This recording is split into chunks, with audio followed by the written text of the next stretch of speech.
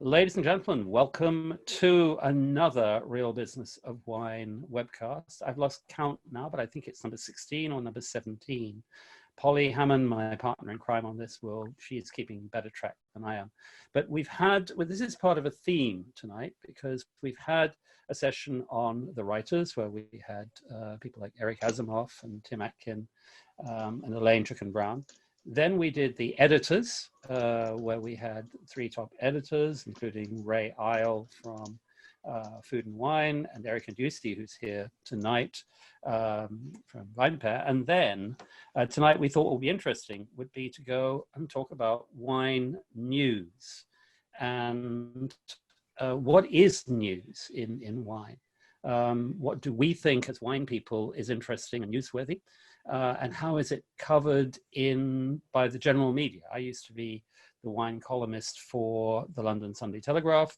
And if anything dramatic happened in the world of wine, I was the last person to be asked to comment on it. And we have, they've just joined us, is Victoria Moore, who was on, I'll ask Victoria to introduce herself in a minute, but Victoria, a trained journalist who has been in that situation of working for newspapers as a columnist. And I think Victoria's got, hi Victoria. Okay. Victoria is there, and I'm not sure if we're going to meet Francesca, Victoria's daughter. Victoria's just disappeared for a second, but we basically, why does the wine writer not get to write about the wine story, the news story? Why is it always given to the correspondent in that country and so on? So can I just kick off by asking everyone to introduce themselves for no particular order. Erica? Sure, I'm Erica Duecy. I'm the Chief Content Officer and Editor-in-Chief for VinePair. VinePair is a publication that's based in New York and mostly caters to an American wine, beer, and spirits drinking audience. We have about 5 million users a month on our platform and many more across our podcasts and social feeds.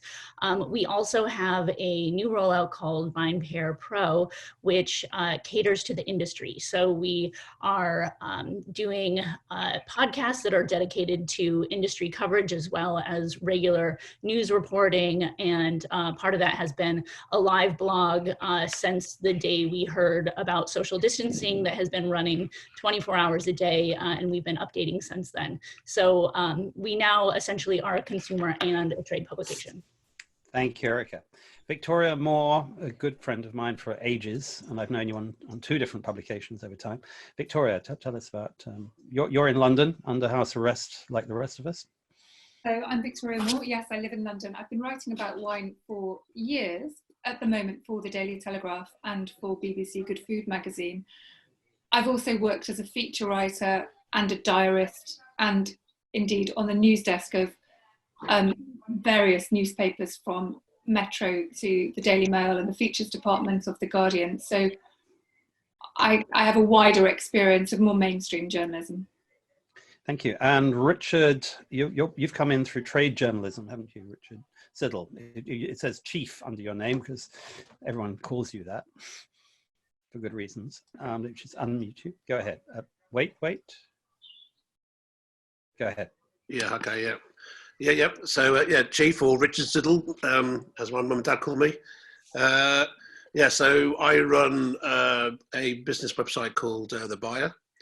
I suppose to be honest, call myself really a business journalist. I don't really see myself as a wine writer or a drinks writer. I'm a business journalist, and in my career I've covered computing, travel, grocery retail, convenience retailing. I even started my first job on a magazine called The Optician. So I've covered all kind of different sectors, and I suppose I look at the drinks industry or the wine industry in the same way I've looked at any other industry, really. It's all about people, businesses, supply chains, customers, consumers, really. And so my version of a news story would really be dictated by the publication I'm writing for and who my readers are, as opposed to necessarily analysing it too much. You just have a kind of gut feel for what your consumers, or your readers would be interested in, and then that's what I will be going for in terms of a news story. Thank you, Richard. Now, Adam, you've escaped from being a news writer in a sense, because you launched the news service, the online news service for Decanter, didn't you? And now you're in the sort of glossier world of glossier magazines. Yes, thanks, Robert. Yes. Well, funnily you should mention it actually, but since the Club in Logique magazine, we've postponed the June issue until September because it's very, very difficult to produce a magazine under these circumstances, and we're concentrating now on the website, on the Club in Logique website. So I'm actually going back to that kind of old sort of news hack work that I cut my teeth on 20 years ago.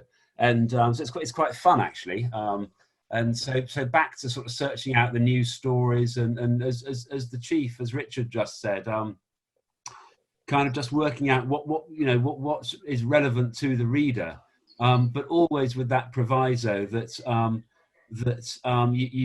you've got to remember you're in the entertainment business, and you've got to. I think that's something that the wine world forgets quite a lot, is that some wine stories can be insufferably dull, and we should just never forget that actually if you're not entertaining the reader, then they're not going to read the piece, and then there's no point in writing it. Well, very well said. And Suzanne, based in Bordeaux in France, very well known for one of those books you call a seminal book, I guess, on wine in China. But you now, with the Wine Spectator, I've known you as a news writer and feature writer over the years, and you've written for Felicity Carter, whom we'll meet in a second. Tell us a little bit more about you. Yes, so I'm. Can you hear me now? Yeah. I started off actually at NBC News and television, doing a primetime news magazine, which, as other people just mentioned, was entertainment. I mean, we were the news division, but it was really entertainment. And that's where I really learned that unless it's an engaging story, it doesn't matter we're dealing with sports, politics, drinks business, doesn't matter what sector you're dealing with. If it's not entertaining, people, they click onto another story, they change the channel, they put down the magazine. It has to be engaging. So I started off at NBC and worked in entertainment then. And I've worked for AFP, the news agency, so mainstream news. And now I'm contributing editor at Wine Spectator. Thank you. And Felicity, who's a regular guest, has the misfortune of working with me on Mining as Wine Business International and editing my awful copy. But Felicity is absolutely a news hound to back teeth, I would say.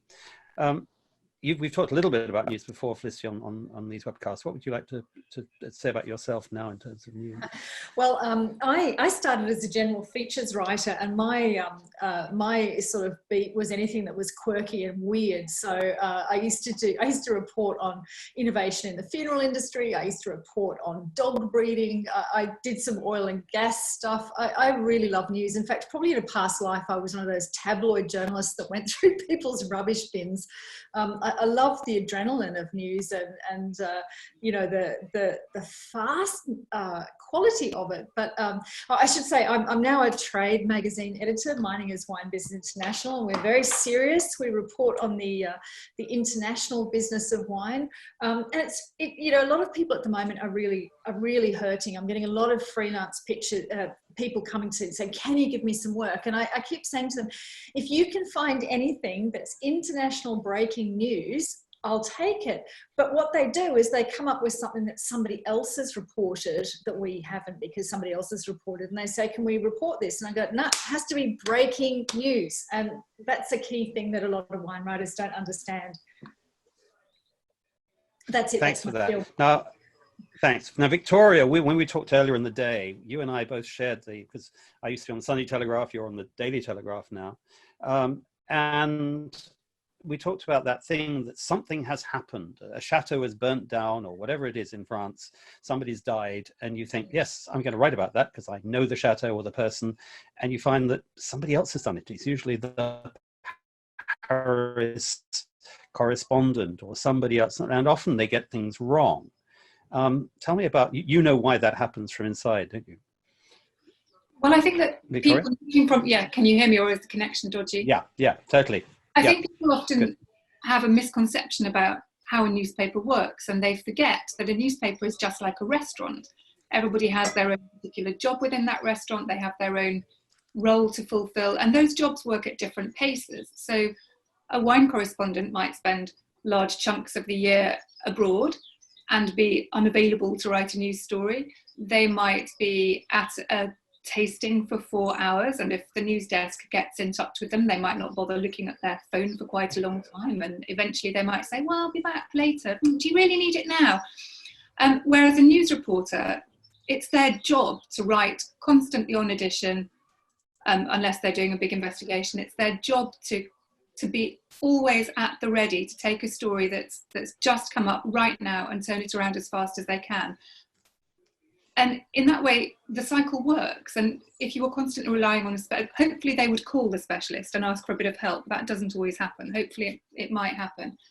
But usually the guy in Paris picks it up because he's been reading the French newspapers, and it's been reported there. So he comes into the desk, and it becomes part of the triaging system that news rises up and up and up through, and eventually hits maybe the news pages of a national newspaper. And I think that people who whinge about how a story has been written, or why hasn't it been written by the wine person, they're just failing to really look at the bigger picture and understand how all those different correspondents fit together in the machinery. It's a big machine.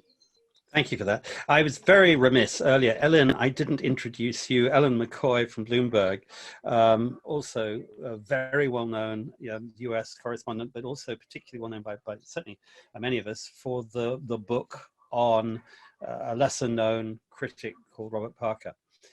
Ellen, please introduce yourself, as I failed to do earlier. Not a problem at all, Robert. Well, I actually started out writing about wine and the first place I wrote for was New York Magazine. And then I became the person who was running all the wine coverage from at Food and Wine Magazine, which at the time we tried to broaden what wine writing was at a food magazine. And then later I left around the year 2000 to go to Bloomberg, which is really a much more natural home for me because I'm much more interested in a wider look at what wine writing is beyond, $25 or less Chardonnays. And that was, so that in the year when I went to Bloomberg, was still a time when food magazines were pretty narrow. Now, as it comes to news, Bloomberg News has it has 5,200 people reporting. It has an amazing number of reporters all around the world, and with a lot of, sort of issues that Victoria touched on about the issue of news coming, people who are on the spot, someone in the Buenos Aires Bureau or someone in the Hong Kong Bureau. So, and many people who are reporting on financial journalism on finance, which is essentially how Bloomberg makes its money, which is that they provide inside really deep financial information. And people like me and the news division outside of financial news, we're the add-on, we're the fun, we're the people who are supposed to keep people looking at their Bloomberg terminals. And so I have a weird balance, which is be cutting edge and tell us what's brand new and important, but also be entertaining because people are sick of looking at numbers on their screen. So it's a weird blend of both consumer entertainment and hard news. Thank you for that, Adam.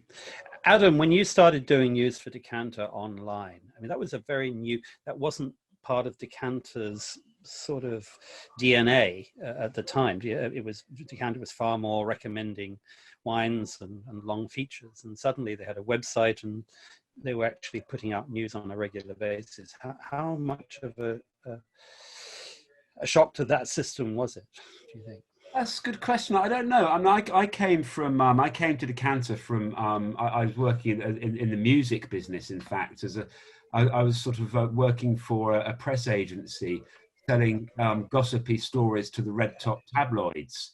And this is the sort of mid-90s. It was before sort of digital came in and before the paparazzi really got going. And so we were doing things like doorstepping the Gallagher brothers, you know, it's Supernova Heights, the Oasis Boys, that sort of thing.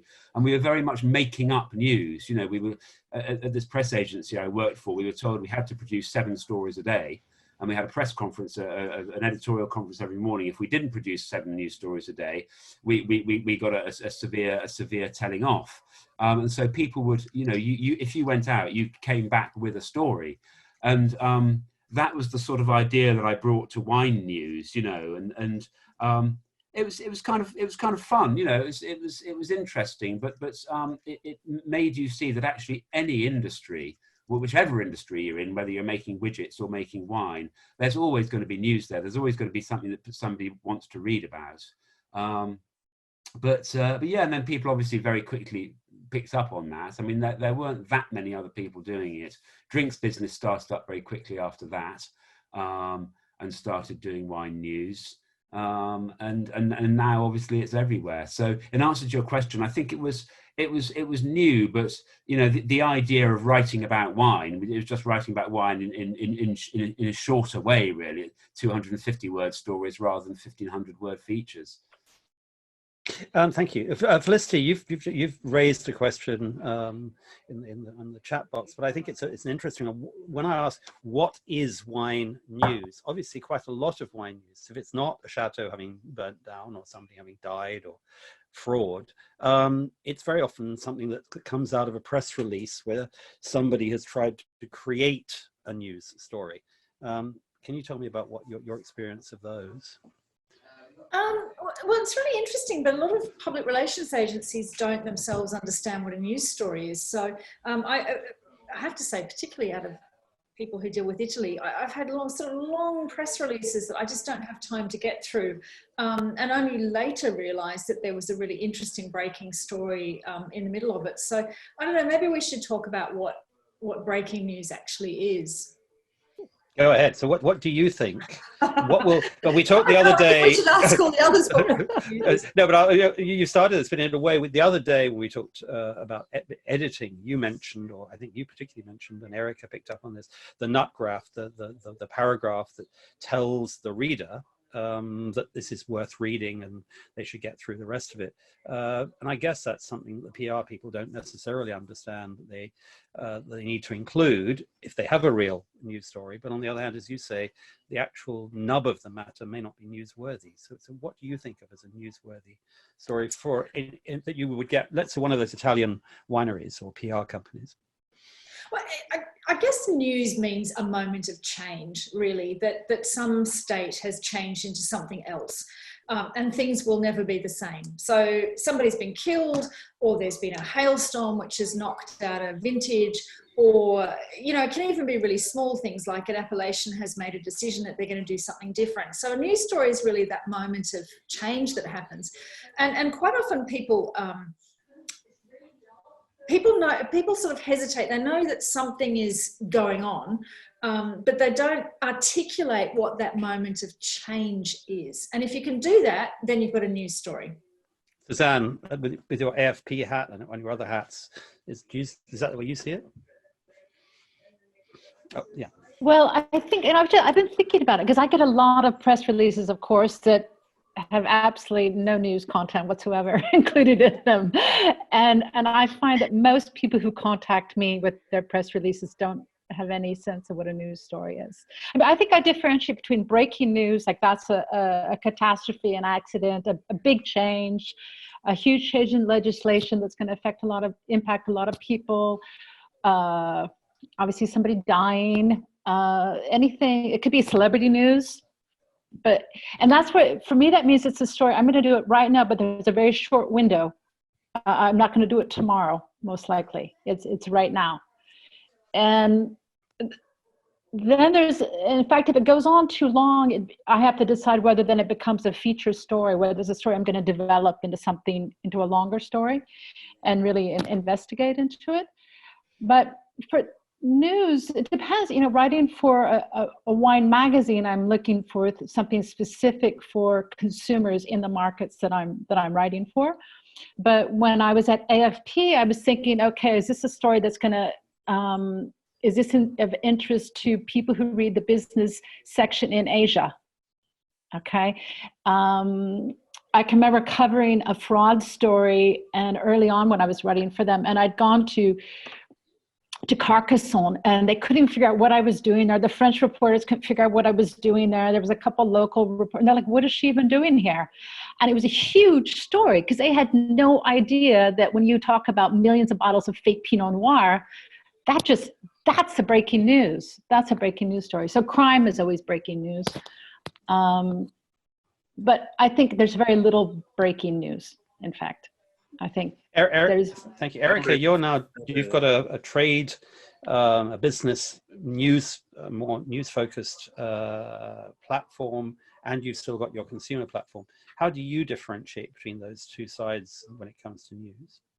Yeah, I mean, I'd say I'll respond on a couple of points. One is to follow up on what Felicity was saying. I think that one of the big challenges, and we talked about this a little bit last week, but I absolutely agree that when I am getting pitches that are press releases or coming from a PR agency, for example, a lot of the time they're burying the news. So I think in terms of successful pitches, in terms of thinking about how to place stories for anyone who's listening and trying to do it, the press release should be accompanied by 2 paragraphs tops telling me what the most important thing is.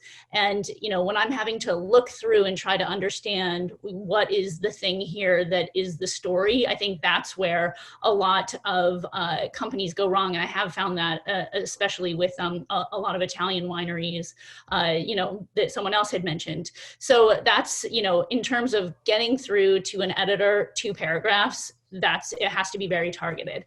But then in terms of thinking about what news is, I think one of the interesting things we can kind of flow into this conversation is, last year I was at a different trade publication and we broke the story of the Court of Master Sommeliers cheating scandal. And in that particular instance, we knew that story would have legs beyond, much farther beyond our trade audience. So that to me was, gold. And then the fact that the New Yorker linked back to us as the original source for that story was amazing. But when I'm thinking about, so that's the type of story I'm thinking about when it's a breaking news story. I need it immediately. If I hear about it at 3 p.m., I want it on the site by 6 p.m. So that's the type of speed that I'm looking for. That's the type of immediacy that I feel when I find these stories. That not a 24-hour period goes by; it's a period of hours before it's up on the site. And it's crucial to me that we're the first one who breaks a story, especially in the wine, beer, and spirit space, because honestly, kind of echoing what other people are saying, there's not a ton of breaking news that is happening in this space all the time. So when you find those news stories, I think it's crucial to jump on them and get them up on your site immediately. So I've now got a question that came in by email, and I think it's absolutely apposite to what you've just been saying, Erica.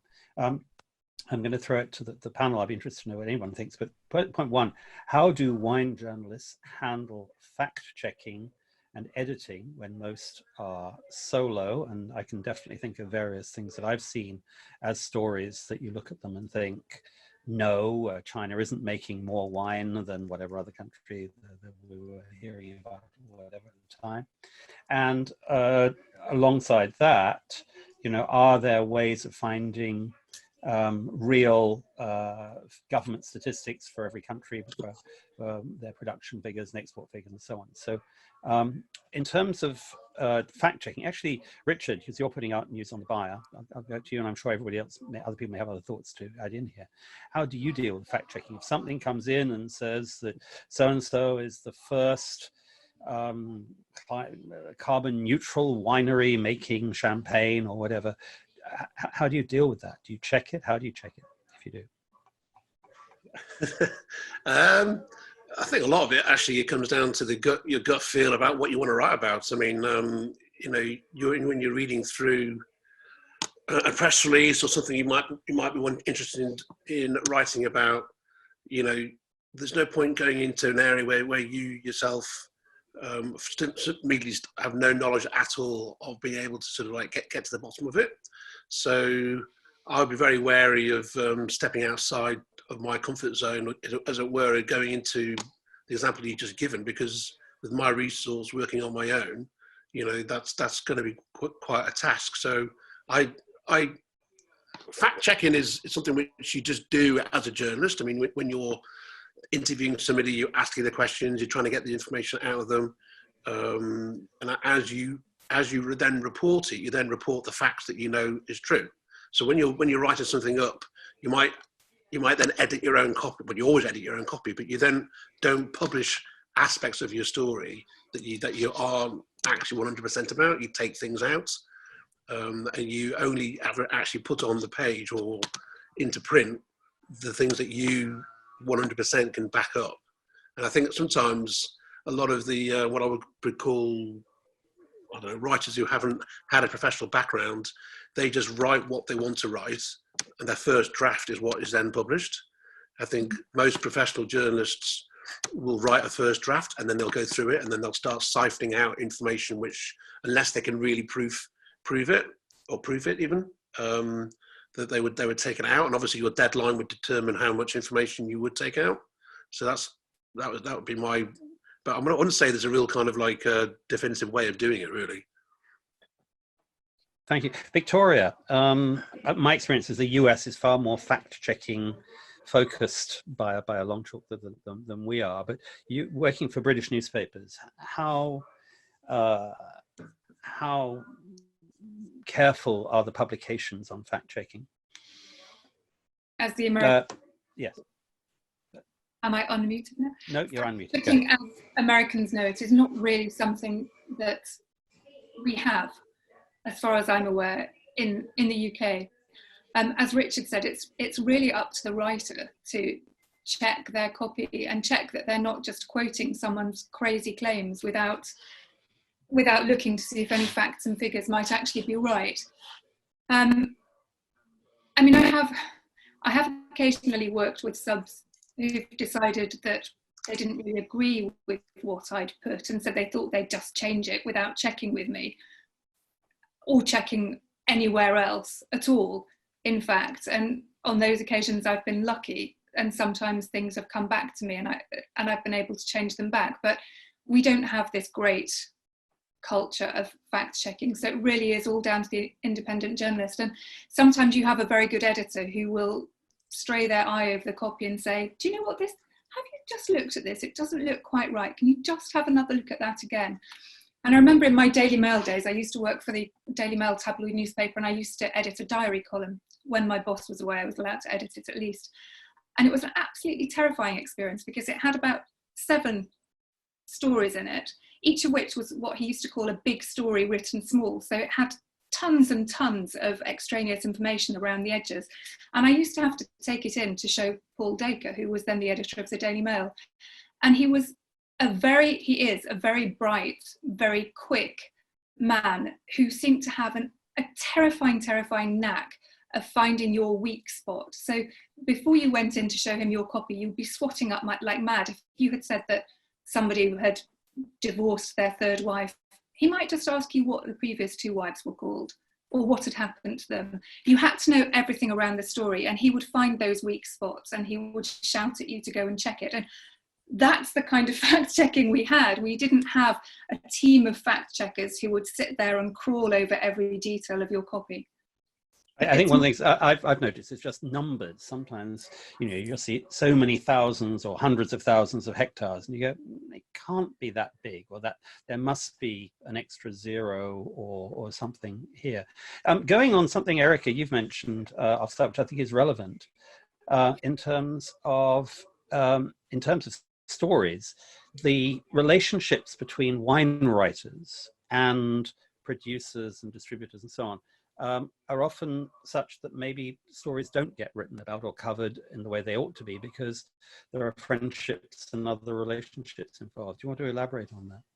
Yeah, I think that's one of the issues that's pervasive throughout the industry. So I find that a lot. Most of the stories that I get pitched are very positive, and we are all focused in this industry, whether we're working for a consumer audience or a trade audience. But I absolutely find, and I am constantly working with my writers on whether they're going back to the same sources all the time for their stories. And in some cases, I find that they're traveling with their sources, and they're maybe working on, books with their sources or what have you. And sometimes that relationship can be a problem. So I think the most important thing is for editors to understand the writers they're working with, and to get a sense for what the other projects that they're working on that may have some sort of conflict. So one of the things that I have generally found is that I can get harder hitting stories and deeper news stories from people who are not endemic working in the wine industry space, because they're not threatened about losing relationships over a article that could reflect poorly on one company or another. So I think that's a challenge that I like to give to the journalists that I work with. I want you to be a hard-hitting writer and to not let your personal relationships get in the way of these stories. But I think for a lot of writers, it's not always possible, or they're not always interested in doing that. Yes, although, and there's a line from Orwell that I've always tried to nail down, which is to say that the corruption of friendship is actually potentially sometimes more pernicious than corruption of money or anything else. Actually, Adam, going back to your days at Decanter, what can you think of the most difficult stories that you might have needed to cover back in the days in terms of a news story? Were there any that spring to mind? There are a few, yeah. I mean, that comes up all the time, the chumminess of the wine business. And as Erica says, it's absolutely right. You're traveling with people, you're sitting down with them, you're drinking with them. And I think that pervades every industry, in fact. But there are all sorts of occasions when, there was one particular occasion when a very famous Bordeaux producer sold the Francis Bacon for many millions, and I thought this was a great story, it was a Francis Bacon triptych actually that went from, people know this story, it went for something like 35 million, and Bordeaux producer suddenly trousers 35 million is an interesting story. It's not a world beating world breaking news, but it's just interesting, and it's a fun story. But said producer heard that we were wanting to write about this and got in touch with the higher echelons at Decanter and just had a very quiet word in the ears of various people, and then those people had a quiet word in my ear and said, look, we better not run this story, or rather don't run this story. And I kicked a bit, and we didn't run the story. And that sort of thing happens all the time. I'm always conscious, though, that I think that actually that, going back to your Orwell quote, Robert, that I think that you actually do get far more respect from your subjects and your contacts if you show that you are that the kind of person who will actually not who will go against the ties of friendship to write the good story. I think you'll get far more respect in the end for kicking against those ties. Yeah, it's a very difficult one because you've got to get the stories in the first place. Robert's disappeared. I'm still here, don't worry. A quick point though, Ellen, you made the point that stories with a legal implication are the ones that get checked. But that raises a question that journalists have usually been taught about what you can say and what you can't say, at least to a certain level. A lot of people writing about wine haven't ever been through any kind of journalistic training. And so some of the copy that I've seen over the years, you just look at it and think, you just can't say that. Now, obviously, and Felicity working in Germany, there are different rules for different countries, and what you're allowed to say in one place is not necessarily true elsewhere. But how aware is anyone here, and Ellen, going back to you in terms of Bloomberg, when you see things, do you think, gosh, how did that get past the in-house lawyer? I mean, not thinking about Bloomberg, but some of the other publications you see. Well, first, I guess what I would say is that at Bloom, just to go back a little bit and just say that the whole issue of fact checking, I think, is something that is really, really important, because in general, I find the number of errors that I see in wine writing all over the place is just shocking, really. I mean, errors that are quite simple to fix, like someone's name spelled correctly. But when I said this about legal, at Bloomberg, I'm checking my own work, is really what it comes down to. I never file any story unless I have gone over again every single name in the story and every figure to make sure that I can justify it. When I've written stories about counterfeits, for example, and I broke a number of stories early along about counterfeit bottles, the first thing that happens is that the legal department has gone over my entire story and told me, you can't put it this way, you can't say that, you can't use this terminology. It's actually been very instructive, and I've learned a great deal. However, in the US, you have a more leeway legally than, for example, you do in the UK. And for one publication that will be nameless, that I did write a story that had to do with Robert Parker. This was long after my book came out. They asked me to take out an entire section of the story because they were worried about a lawsuit from Robert Parker. So I think, sorry, go ahead. Well, because I work in Germany, and so I'm Australian, so I had to learn about Australia's horrifying defamation laws. And now we publish in Germany, but the internet changes everything because the internet is published internationally. You have to be aware of what different laws are across the continent. So for example, I have to know that in Poland, interviewees have the right under the law to see what is going to be written about them before it's published. I mean, it's just a complete nightmare. But actually, for all the fact that it's a legal nightmare, what I find with most wine writers is they're too cautious because they know what the problems are, but they don't know what the defenses are. And so I've had writers who, will overquote people because they're too scared to cut what they say because it's legal implications.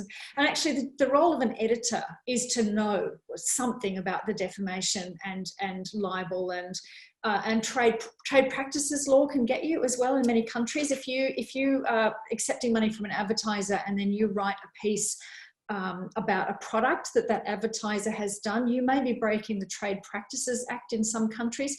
But that's my job to know that. But most wine writers are actually too scared to write anything because they have all of these fears and they don't ask tough questions. And sometimes I think people are too frightened of implications and they should be less cautious. And that's my job to say, actually, we need to pull that back. And looking at implications in a bigger sense, somebody else mentioned earlier today in the session about what happens when a winery is caught selling something that isn't what it was supposed to be. And in my experience, I found that some of these stories have turned out to be very big news in the wine press. But actually, when you look at 6 months, a year down the line, have people stopped buying Duboeuf Beaujolais because Duboeuf was found to have got its paperwork wrong, as it were, for one of its wines, or whichever Bordeaux Chateau was caught mixing too much of one vintage and another. And we thought it was the end of the world for that, or potentially the end of the world for the Chateau or the merchant.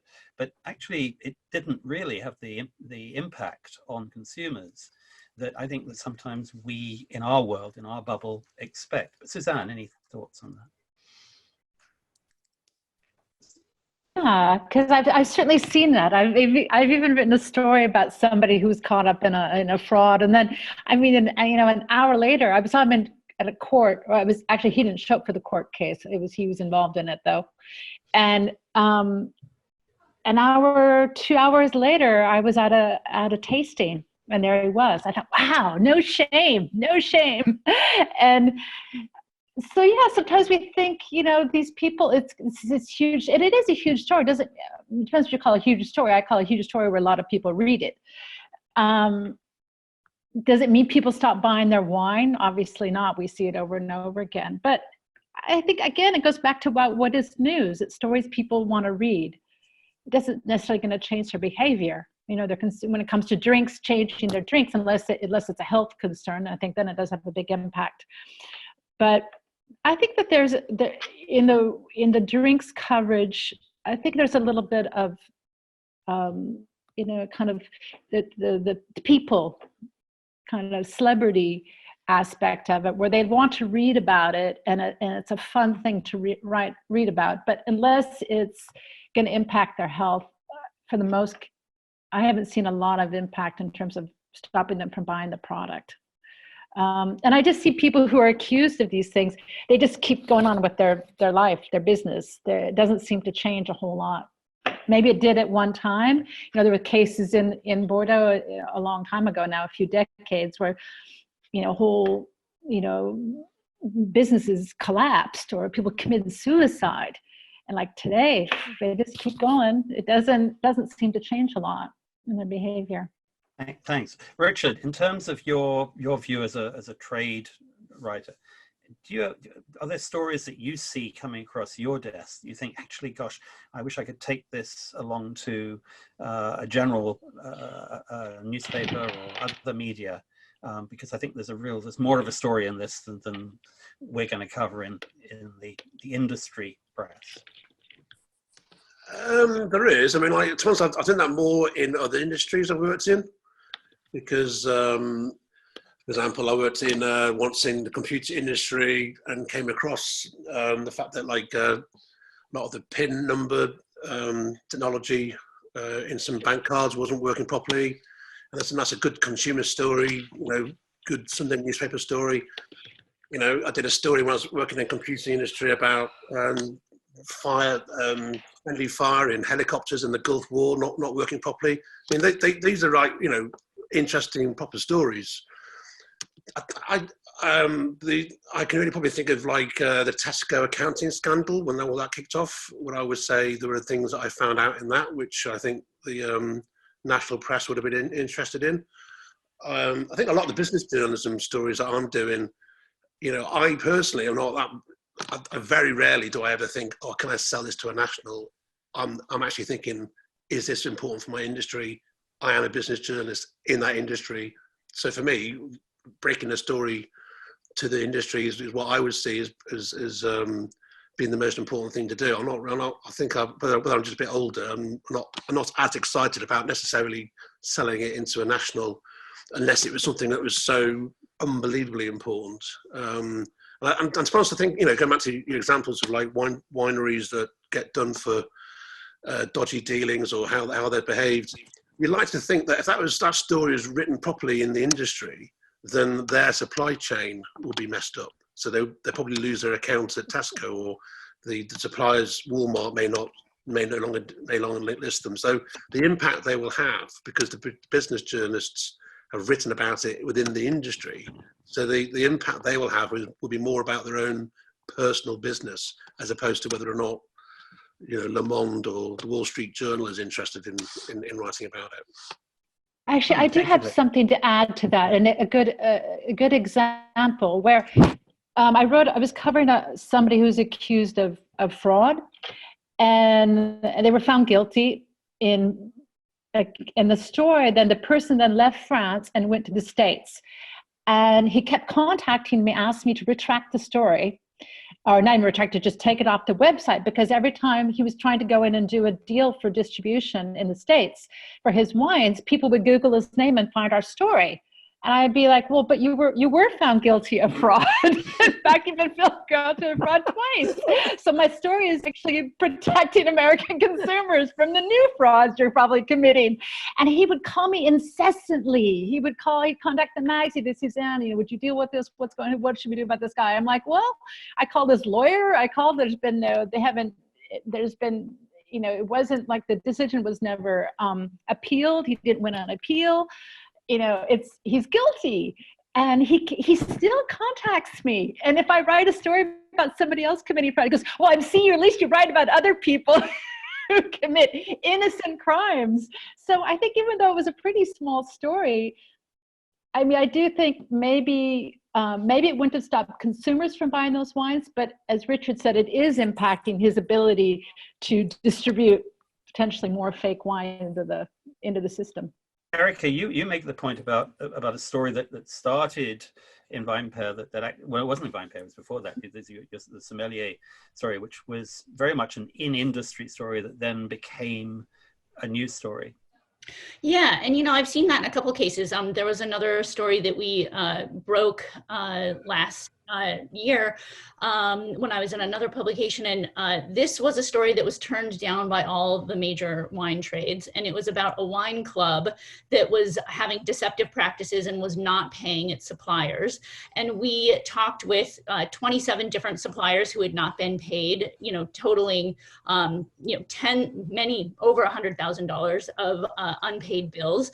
So we reported this story, and after this, it got picked up in the bigger trade, but this company also got investigated by the DA and was fined for deceptive trade practices. So I think that the benefit, and you know, I have worked over my career in both trades and in consumer publications, and I would say one of the best benefits of trade reporting is that we do uncover these deeper stories sometimes, and then it leads to these bigger legal actions.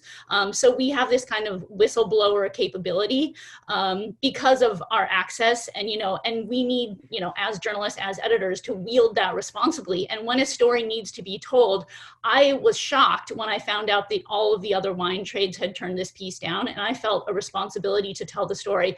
And in addition to those investigations, we were also able to hear back from most of the suppliers that they were eventually paid, some of them after a 2-year gap of not having been paid. Thank you for that. Victoria, what's the biggest news story, going back from your time in writing about wine, what's the one that you'd say this is memorable as a story? I can remember the one time I got a news story on the front page of the Daily Telegraph, and it was a story about a vineyard being planted somewhere in the UK. One of my contacts had got in touch and said, you know, they're planting a vineyard in Windsor Great Park. And I emailed the news editor of the Telegraph and said, this is happening. And he emailed me back and said, is this story, the Queen plants a vineyard?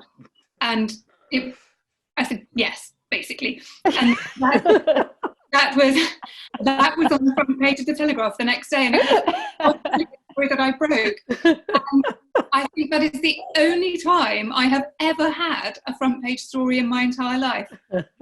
Probably not what you were expecting me to say, but there it was. That was it. No, I love it though. Adam, what was your biggest story that came up for you at Decanter? Well, I mean, it's obviously got to be Hardy Rodenstock, hasn't it? And Rudy. I mean, that was the and that coming back to whoever, I think it was Suzanne said, wasn't it, that there isn't actually that much news around. There isn't that much breaking news around. You know, out of all the stories that are published every day, I mean, 99% of them are rechurned, aren't they? And those stories were quite interesting in that they were seismic stories. You know, the whole the Latour, the Jefferson bottles, then Rudy, and what Rudy got up to, and the FBI raid, and these were seismic stories in the wine world. But actually, when you're sort of talking at sort of dinner parties and things about when you're asked what's your biggest story, and you'll say, oh, well, we you know, this is the big story. Nobody actually had heard of them. You know, there were stories that actually, you know, didn't have that much effect really at all, even though they were absolutely fascinating. And I think that in order to get a story, to get that crossover story, I mean, what my experience, the national press, you know, trying to sell stories to the national press, they love a David and Goliath story. They love a celebrity story. So anything with you know, a huge champagne house suing a tiny producer for, you know, copyright infringement or passing off or something, that'll make the national press. Anything which is you know, an Asda gin selling for more, you know, an Asda gin getting a gold medal at such and such a competition, you know, against, you know, £50 gins, that sort of thing. They love those sort of stories. But yes, in the sort of 20 years I've been writing about wine, I think the most interesting story have been the big fraud stories, because they go back in history and they've just been so fascinating and so interesting to write. And one other point about those is that they had huge ramifications for our you know, eminence grise in the wine world. You know, the sort of all the great critics, one of whom, you know, Michael Broadbent has just died, so we can say what we like about him, obviously. These, you know, the Rodenstock and the Kerniawan stories, that they had huge ramifications for, you know, for very, very eminent wine writers. And so you often come up against a brick wall when you were reporting those stories, because you couldn't go to the very people who were most affected by them. But don't you, Adam, don't you think part of what made those stories so interesting were the people? I mean, they're really fascinating characters too. Absolutely, larger than life. I mean, you know, the Koch brothers, you know, multi-billionaire Koch brothers, you know, involved at the highest level of the US government as well. Hardy Rodenstock, you know, and Rudy, fascinating. They made brilliant films. I mean, the Rudy Kerniawan film was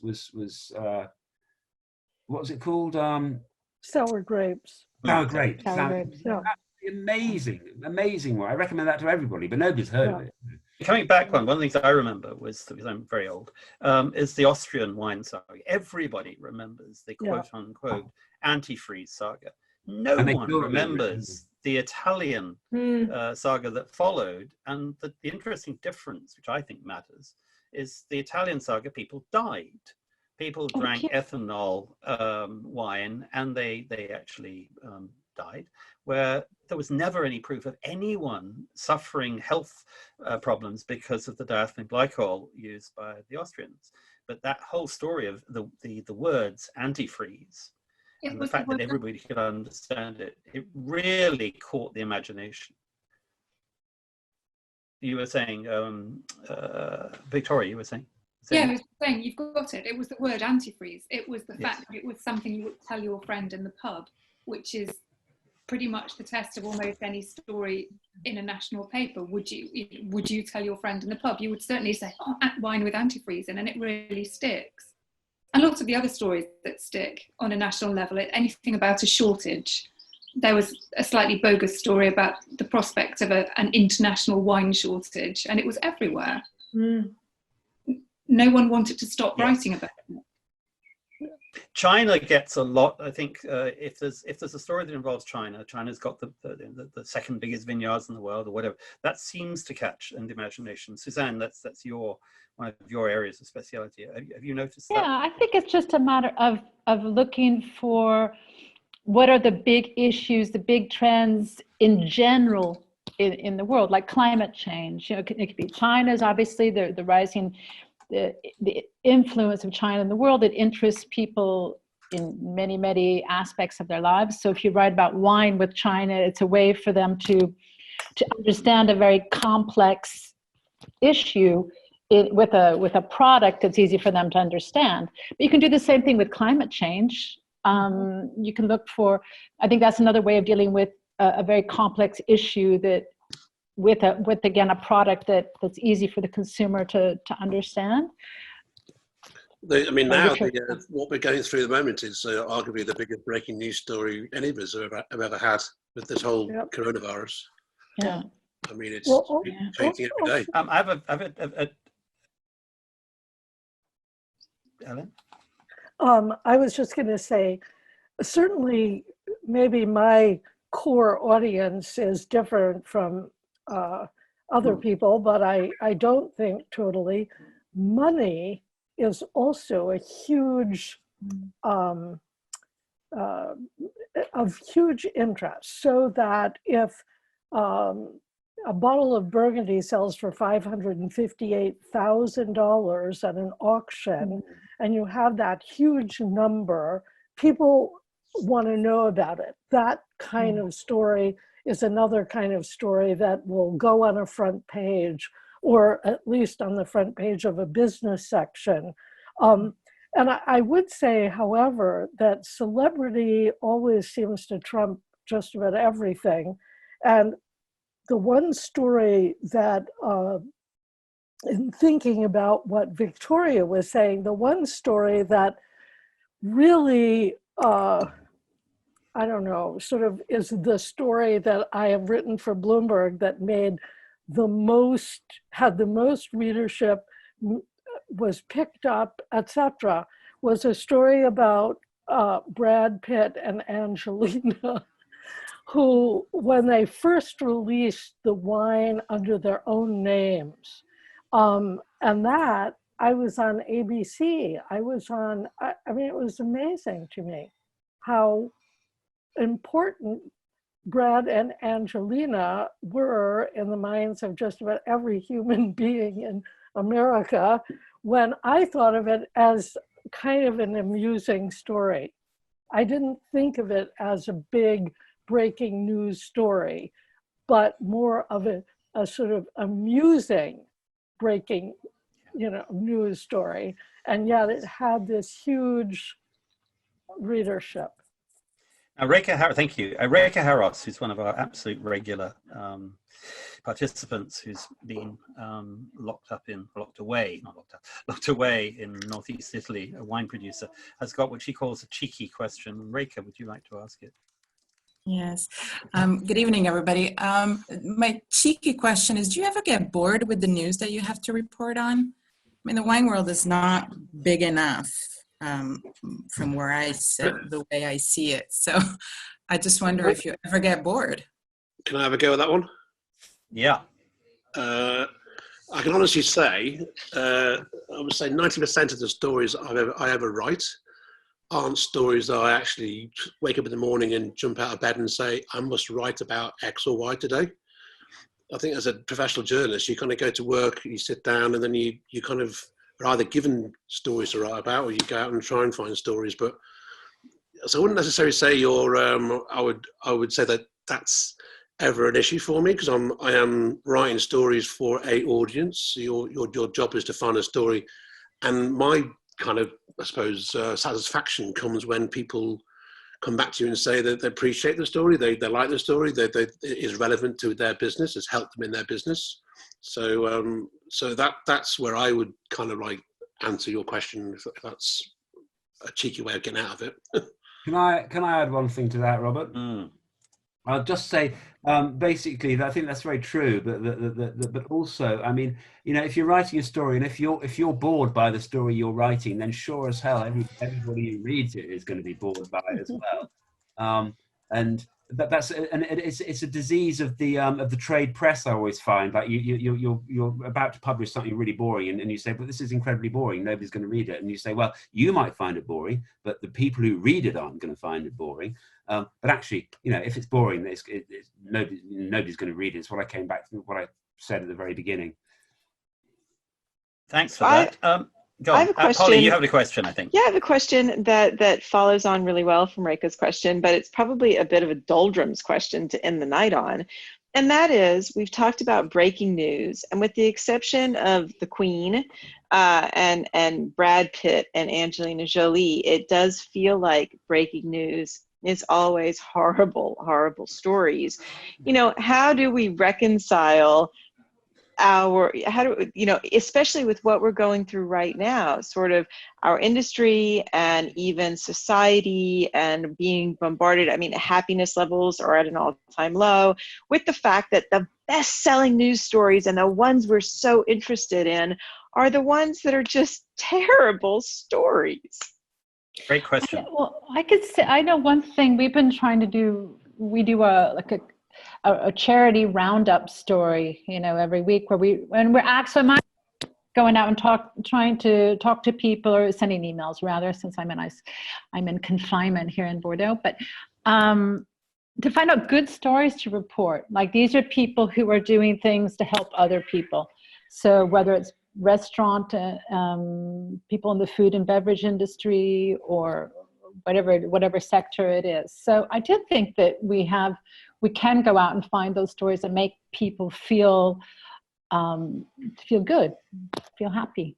Yeah, I would add on to say, you know, right after this this recording, I'm going to be on a podcast about how to support small wineries, small distilleries, small breweries. So I think you know, coming out of this quarantine, and even while we're still in it, there are so many stories about small purveyors, small businesses holding on, and that there's going to be a whole trajectory of rebuilding. So I think that's where we can also have that silver lining of this whole situation, is there is going to be months and months, if not years, of rebuilding coming out of this. And I think the stories of innovation, of successful pivots, of new ideas and new directions is going to really help, you know, not just this industry, but across all industries, and hopefully the news in general, you know, help us find some hope out of a pretty tough time.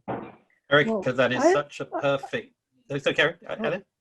I just wanted to add one more thing, which is one of the things I've noticed about a lot of the stories talking about wine and coronavirus and the virus and the different problems of people all over the world, in the wine world, is that almost every story that I've seen has tried to inject some things. Here's what you can do. And I think that is the positive element that people are also looking for. They're reading about something that's terrible, and you're giving them also, yes, here's the news, it's terrible. Here's what you can do to help. And I think that makes these stories very powerful for people. Well, thank you very much. And thank you, Erica, for looking at the idea that we are going to be reading encouraging stories for the people who actually do rebuild all sorts of businesses as we come out of this. So thank you all very much for taking part in one of my favorite conversations that we've had so far.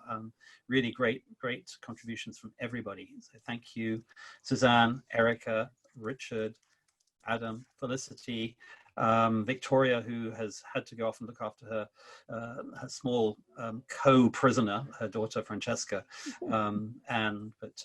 great. And Ellen. And Ellen.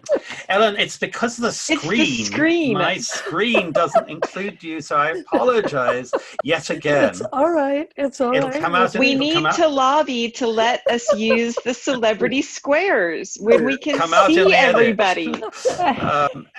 But thank you all, and thank you all the participants who've taken part and thrown in questions from the side. Tomorrow night is going to be a very different evening, and it's Polly has created it, and I'd like to say to Polly, describe what's going to happen tomorrow and why are we not going to be there? Or we are going to be here, but so excited for tomorrow night.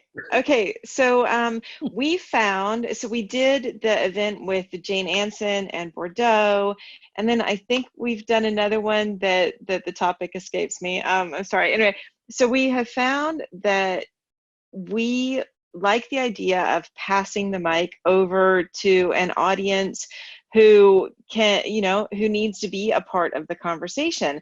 And so tomorrow night, Robert and I are taking our faces off the screen, and the wonderful Tanisha Townsend, who's in the audience right now, and Dylan Proctor, who's joining us, will be the star from Somme, and who also in many ways was the inspiration for the new Netflix story.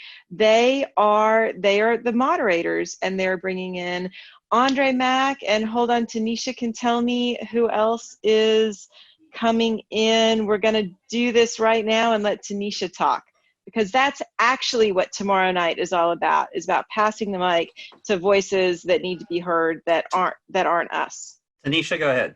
Why, thank you. And I'm so glad I was prepared this time to actually say something. But yes, it would be me, Dylan Proctor, Andre Mack, and then Gary Obligation. So we'll be talking Somme life. We'll be talking a little bit about diversity, living in different countries, working in different countries, and other wine topics of interest.